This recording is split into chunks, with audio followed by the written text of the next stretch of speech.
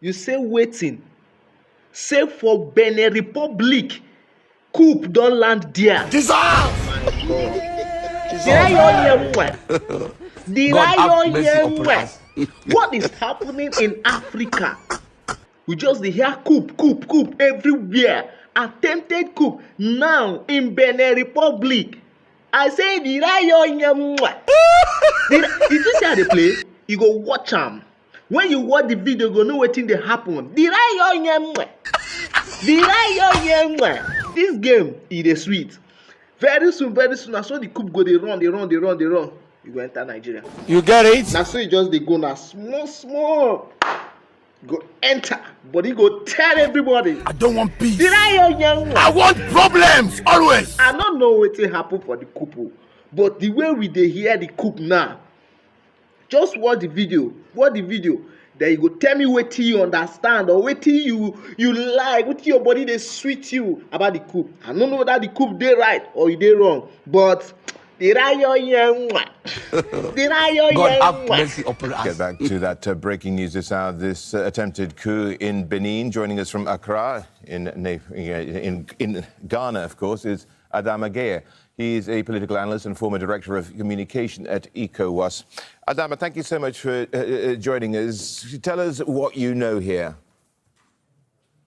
Okay, what we know is that in neighboring Benin, because I'm very close to Benin, I'm speaking to you from Ghana, military attacked the house of the president, who is Mr. Patrice Talon, and there were heavy gunfire shot against his house.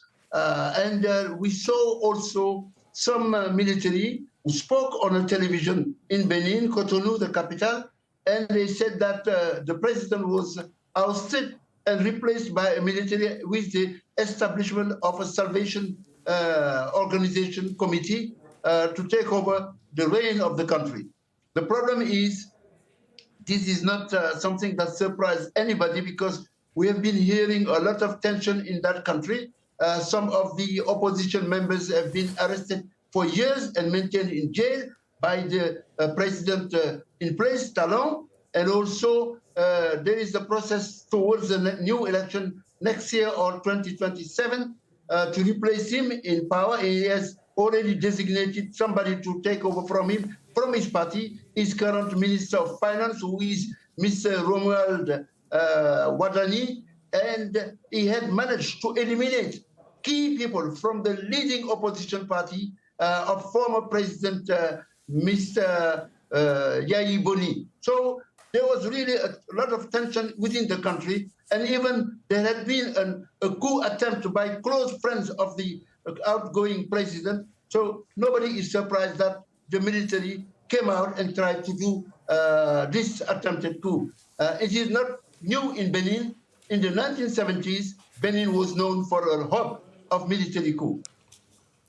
Adama, the thing here is also, I mean, as you mentioned, Patrice Talon was due to step down the next presidential election, slated for April, and his replacement, or his nomination for his replacement anyway, was already set.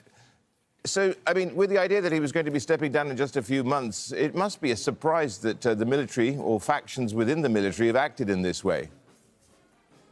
Yes, because, of course, everybody had the feeling that it was going to be a smooth transition, because really, in economic terms, in terms of infrastructure, Benin Republic was doing marvelous. It was achieving great strides towards its economic development. Myself, I was supposed to go after tomorrow to meet key business people interested in distribution of petroleum products in West Africa coming from Europe.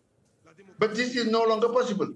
Why this has happened? Maybe the fact that actually this transition from Mr. Talon to a newly elected president next year was not seen as something as genuine.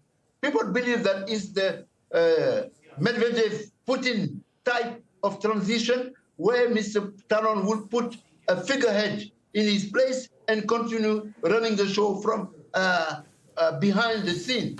So this is something, this fake type of democracy that may have prompted the military to stage this coup. Whether they will succeed or not is early to say, because only what we know is that they've tried. Will they succeed? It is not new in West Africa, because recently we have heard there is a coup in Guinea-Bissau, with the advent of the military taking over from Sissoko Embalo, the embattled president of that country, to the point that the ECOWAS, the regional body, economic community of West African states, was due to convening a meeting, a summit of heads of state on 14th of December to discuss the coup in Guinea-Bissau. Most likely they will have to discuss also the problems afflicting the West African region in terms of military intervention, eruption in the region, from Benin, from Guinea-Bissau to Niger, Mali, Burkina Faso. The time of military coup is back in West Africa, and I think that there is a need to seriously address the root cause, not the symptoms of these coups, in order to see whether really the democracy would be a reality or not in West Africa. Adama, you know, with all that in mind, what is that root cause in your belief?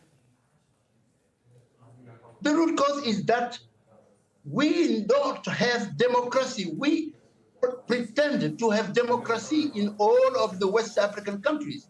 In addition to that, the economic conditions of the people is very bad. It's worsening, improving a lot of few people, inequalities, and the fact that people are mismanaging democracy to sustain themselves in power. If they don't become very serious and honest about promoting real democracy, rule of law, good governance, freedom of expression, freedom of opinion, all those things that are part of the democratic process, they are exposing themselves, those leaders from Nigeria, even where there has been a coup attempt, to Côte d'Ivoire, to Senegal, across the West African region, military coup will continue to be a reality in Africa.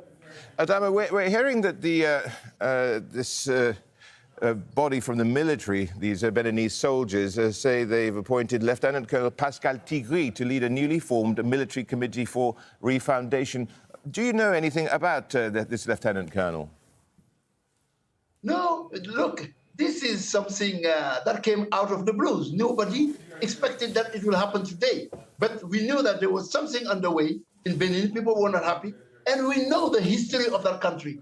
In the 1970s, Benin had military coup. It had at one point even a triumvirate to rule it. Aomadegbe, Apiti, Zensu, there were three leaders who were sharing power at that time. And Kerekou became a military leader until the 1990s, early 1990s, went through a national conference, the first of its kind in West Africa. Democracy was restored in Benin Republic. We expected Benin to continue on that full way forward.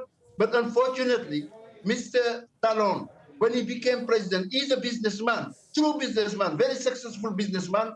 He was really playing a lot of tricks and exposing himself. So the arrival of these people, even if the guy is not known, is not surprising, because that's what has happened in the past, not just in Benin Republic, but across West Africa in the type of military coup that have been done in those countries.